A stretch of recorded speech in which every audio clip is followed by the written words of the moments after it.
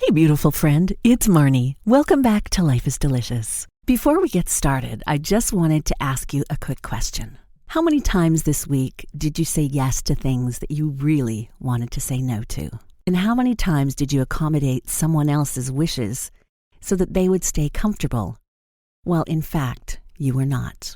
The reason I ask is because this has become a very common situation for women who overfunction, especially when we have a lot on our plate. So if you feel like you've been overfunctioning or people-pleasing or maybe just doing more than you actually feel like you can do happily, I've created something just for you. It's called the 5-Day Midlife Boundary Reset. It's a 5-day email program where we do some quick resets that help to rewire the fear of disappointing others, and it helps us stop disappointing ourselves. Join me over at lifeisdelicious.ca, where it's free to sign up, and it will really give you some quick inspiration for getting your boundaries back on track. Today, we are going to be rolling up our sleeves, slipping on those metaphorical gardening gloves, and we're going to have a real heart-to-heart about the people in our lives. Today, we're going to be talking about a concept I like to call weeding your garden. And no, I won't be giving you tips on what to plant next to your tomatoes. Not today, anyway. We're going to be talking about your personal garden, the one made up of your relationships, your friendships, connections, the people you choose to have in your life, and the people who you allow to have a place there. Now, here's the thing. As women in midlife, we're already carrying a full, very heavy watering can.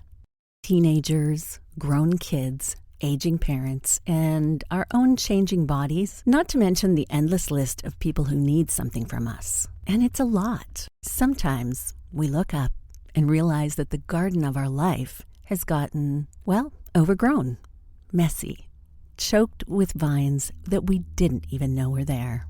This happened to me probably about a decade ago. I was just in the process of getting a divorce, and my husband and I had actually come to a place where we just really felt that we had come to the end of the road together.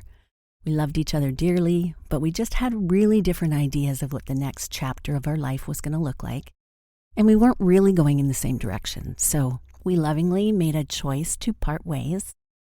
And with that came a whole lot of other things. And for me, I knew it was going to be a start of a new chapter, and I really felt quite clear that I wanted to step into this new place with a bit of a fresh start. I wanted to really have a look at all of the relationships in my life and decide what was serving me, what wasn't serving me, what was working, and what made me joyful and happy. And I wanted to move into a better, more intentional version of me. So I really took stock of all of my relationships.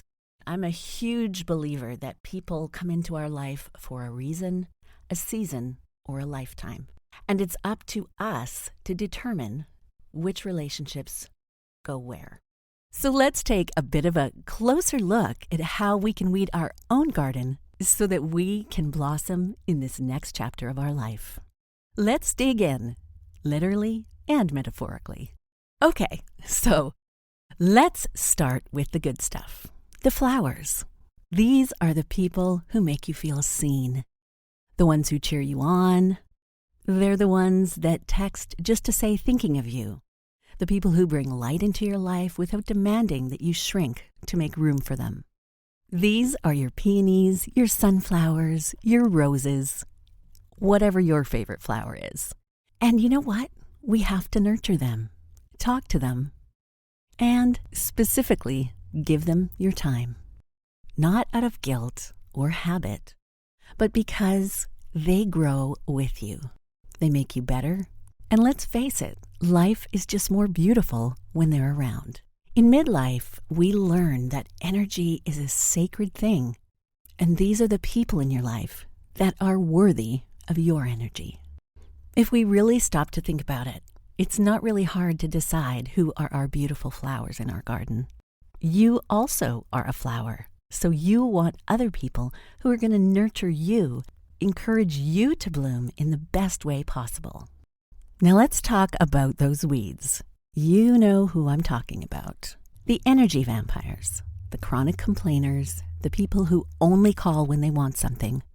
Or worse, the ones that leave you depleted after every conversation.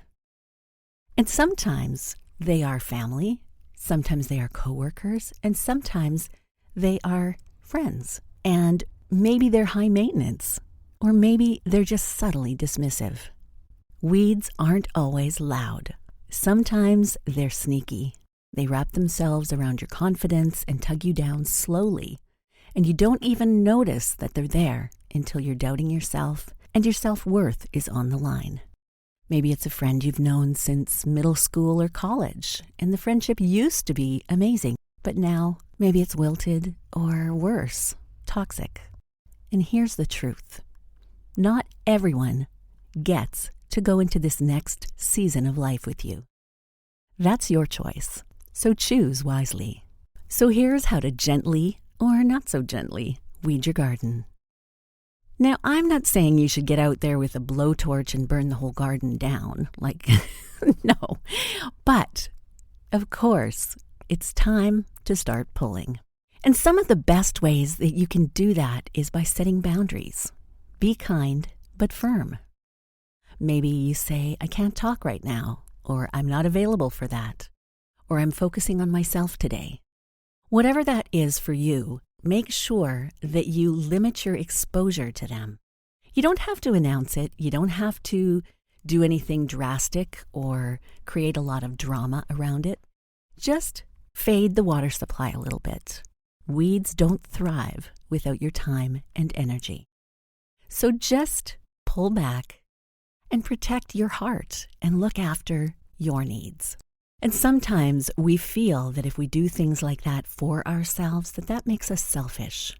But being a little bit selfish and protecting your energy, the only way to make sure that your garden thrives.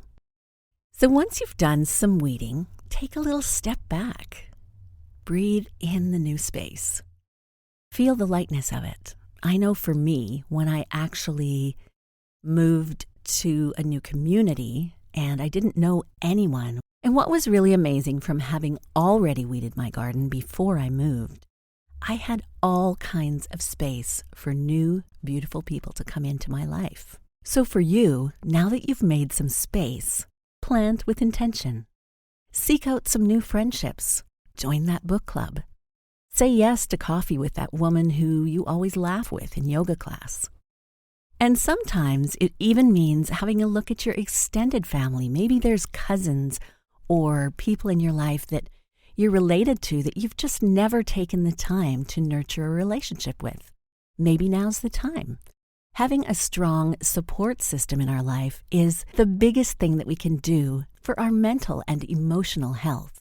And once you get your perennial friends and your garden dialed in the way you want it, you have to protect it for all it's worth. My garden and the friends and family and core people that I have in my life are honestly the biggest pillar of strength, and they're the bedrock of the foundation of my happiness. I can tell you that for sure. Midlife is a powerful season to bloom again, with deeper roots and hopefully a wilder joy. I hope you enjoyed today's episode. I hope it inspired you or motivated you in some way to keep going and to create your very best life. If you did, would you take 5 quick minutes to leave me a review on Apple Podcasts? It's the best way for me to know that you are enjoying the show, and it helps other listeners find me as well. And while you're at it, head over to lifeisdelicious.ca and sign up for my email newsletter. It's like a warm hug from me every week, and not only will you get first access to new episodes, I've also put together a free 5-day email experience called the Midlife Boundary Reset, where you'll get 5 days of insights, mindset shifts, and daily journal prompts to help you gently start choosing yourself again and create better boundaries without guilt, drama, or burning bridges. I've put the link in the show notes as well, and I think you're going to love it. One last thing, if you know someone who would enjoy an episode like this, please do them a favor and share it with them. It's the best gift you can give someone that you love. If no one has told you today, there is no one on this planet that is exactly like you. And this world is a better place because you're here. So thank you for being here. I'll be back next week, and I hope you'll join me right here on Life is Delicious.